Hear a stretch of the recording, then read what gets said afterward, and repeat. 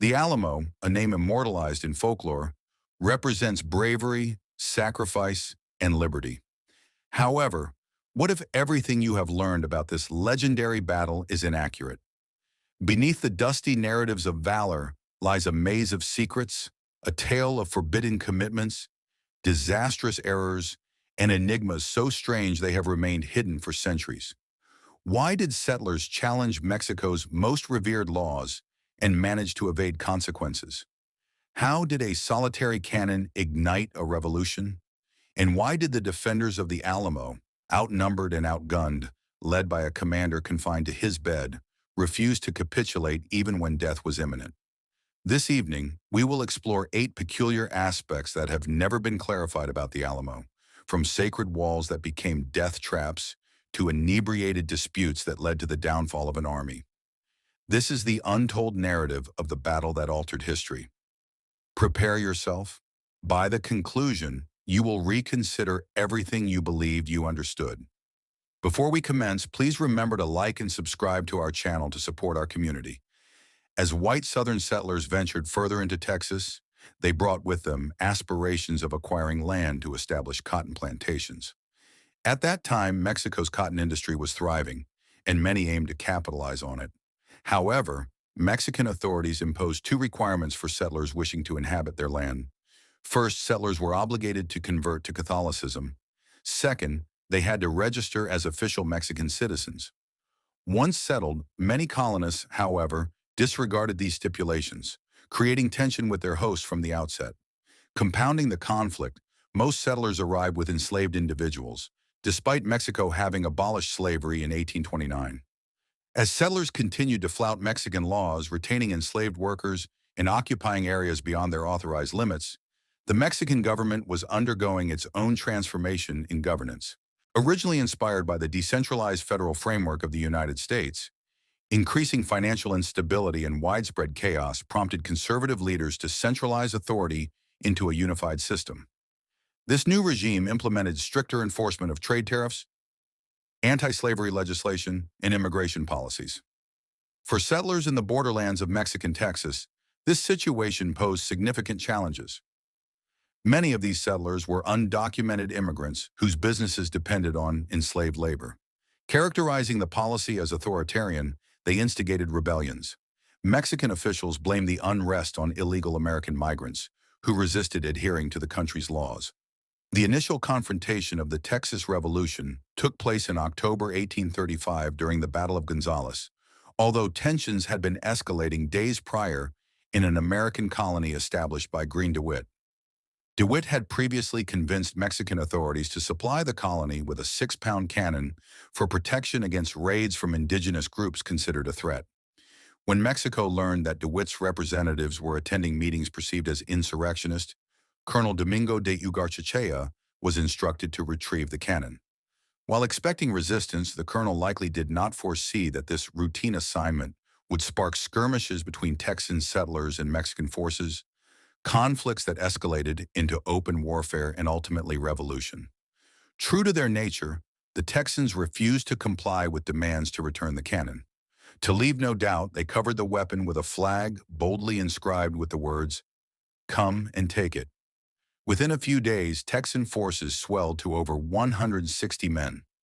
Launching a surprise attack, they defeated the Mexican soldiers. This confrontation marked the true beginning of the Texas Revolution. Although recognized today as a fort, the Alamo was originally built as a mission, serving as a religious compound that provided resources and coordination for missionaries. After incursions by local indigenous groups, Mexican military forces later transformed the site into a temporary fortification. Nevertheless, the altered structure was designed to withstand tribal attacks, rather than prolonged artillery bombardments. It also did not feature specific rifle ports for the defenders. Elevated pathways allowed soldiers to shoot over the walls, but left their upper bodies exposed while standing, which was a considerable tactical disadvantage. After the Battle of Gonzales, numerous settlers who had assisted in driving back Mexican forces returned to their homes. Unprepared for a drawn-out conflict and short on supplies, their exit swiftly diminished the Texan forces to under 200 men. This reduced contingent was far from the necessary strength to protect a structure like the Alamo. In December 1835, Sam Houston, the commander-in-chief of the Texan Army, directed James Neal to take command of the Alamo. Neal agreed, but left his position months later to care for ill relatives. Leadership subsequently passed to Lieutenant Colonel William B. Travis, the highest-ranking officer present. The news of Travis's promotion was met with displeasure by Colonel James Bowie, famous for his eponymous knife. Many soldiers echoed this sentiment, electing Bowie to command due to his formidable combat reputation. Although this decision could have alleviated tensions, Bowie expressed his agreement by drunkenly causing a disturbance in camp. Ultimately, he acquiesced to share leadership with Travis. Mexican President Santa Anna became increasingly furious as the Texas rebellion continued. He perceived the revolutionaries as unlawful settlers who had invaded his country, disrespected its traditions and laws, and were now attempting to seize its land. Unsurprisingly, he demanded their surrender or threatened annihilation. The Texans dismissed his ultimatum, leading Santa Anna to label them as traitors and pledge to show no mercy. He formalized this position in a letter to U.S. President Andrew Jackson. However, the message was not widely disseminated, and Jackson failed to alert American volunteers that Mexico intended to execute captives. The commanders at the Alamo realistically evaluated their critical circumstances. Recognizing their deficiencies in supplies and personnel, they understood the impending crisis with the arrival of Mexican forces. Colonel James Neal urgently sought assistance from General Sam Houston. However, Houston considered reinforcements impossible to provide and rejected the request. Instead, he sent Colonel James Bowie with approximately 30 men to dismantle the fort's artillery and destroy the structure. Upon his arrival, Bowie discovered there were no animals available to transport the heavy cannons. Believing in the strategic importance of the location, he directly appealed to the Texas Provisional Government for more soldiers and weaponry. Unfortunately, his attempts were unsuccessful. The government, entangled in disorder, provided no assistance. Even if support had been granted, it likely would not have changed the outcome. Bowie and Travis severely underestimated the speed at which Santa Anna's forces would advance. The siege of the Alamo began on February 23, 1836. Alerts regarding the advancing Mexican army prompted mass evacuations in the nearby area of Bazaar. Although doubtful, Travis positioned a lookout in the bell tower of San Fernando Church. Within a few hours, scouts identified Mexican troops less than a mile from the town. The Texans were critically unprepared, lacking the necessary troops, weapons, and supplies for an extended conflict. Their precarious situation became evident when Santa Anna entered San Antonio with 1,500 soldiers, while the defenders of the Alamo numbered only 188. To make matters worse, many of these defenders were untrained volunteers. Nevertheless, when Santa Anna raised the red flag, indicating that no mercy would be granted, the Texans chose not to retreat. Travis responded by firing a cannon at the Mexican positions. Bowie perceived this act of aggression as reckless and sent a messenger to negotiate with Santa Anna. Travis, annoyed by Bowie's interference, sent his own envoy. Mexican officers received both representatives, asserting that surrender must be unconditional. Upon hearing this, Bowie and Travis set aside their rivalry and together fired the cannon in defiance. The defenders of the Alamo were significantly outnumbered and outgunned. One might presume they relied on Colonel James Bowie, a seasoned combat leader, for direction. However, Bowie became gravely ill by the second day of the siege, rendering him completely incapacitated.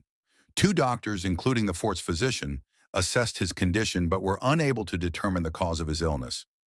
Bowie was sometimes displayed before the troops to elevate their spirits, although historians argue that this display likely had the opposite effect on morale. Witnessing their supposed hero, bedridden, disheartened the largely untrained defenders. In the final grim hours of the Alamo, Bowie surrendered his command to Travis. He perished alongside all 188 defenders, although his family, who were sheltering at the fort, survived.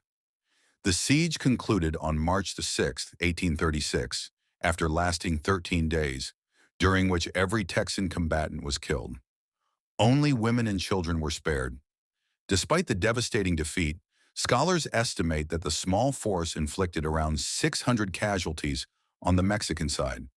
More importantly, the fall of the Alamo ignited a spirit of defiance among Texans, transforming into a rallying cry that propelled the revolution towards Texas's independence. The Alamo fell. 188 defenders lay dead. A revolution was born. Yet the echoes of those 13 days continue to raise unanswered questions. Why did Travis and Bowie, rivals until the end, fire that final cannon together? What truly caused James Bowie's death? Was it a concealed illness or a darker secret? And why did Santa Anna's seemingly unstoppable army pay such a bloody toll for victory?